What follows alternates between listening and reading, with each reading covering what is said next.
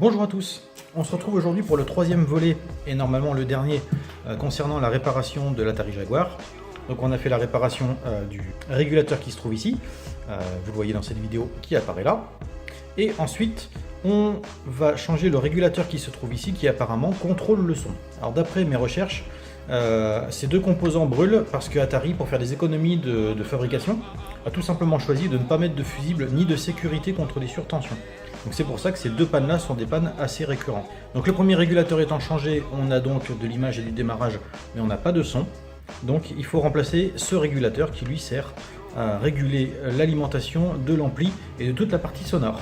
Donc on va dessouder le régulateur, le remplacer par le nouveau qui est arrivé ce matin, cette toute petite bête à 8 pattes, et on va pouvoir tester la machine, voir si le son est revenu.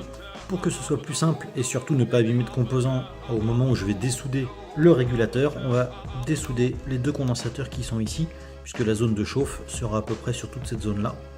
Donc pour éviter de les abîmer, on va les retirer. Les deux condensateurs ont été retirés, on va désormais dessouder le régulateur. Maintenant qu'il est supprimé, on va nettoyer les pistes et présenter le nouveau régulateur. Les pistes sont bien propres et prêtes à être soudées.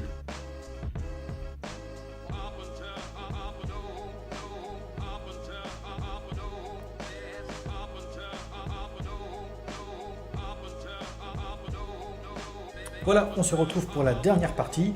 On va appuyer sur le bouton et vérifier que le son fonctionne.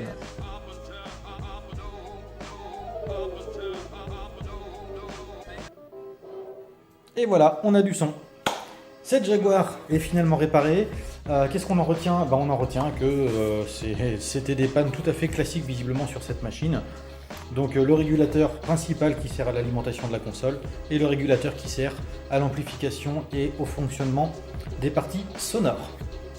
Voilà, donc je vais pouvoir remonter cette console et la renvoyer chez son propriétaire.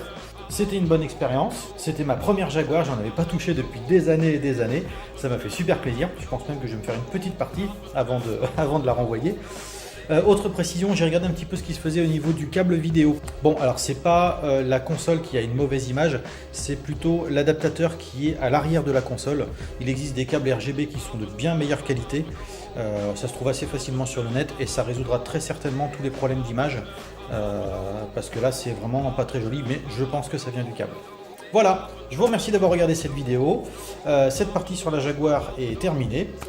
Merci de l'avoir suivi et puis on se retrouve une prochaine fois. Normalement la prochaine ce sera pour la réparation de joystick sur une manette de PS3. Voilà, merci à vous et à bientôt.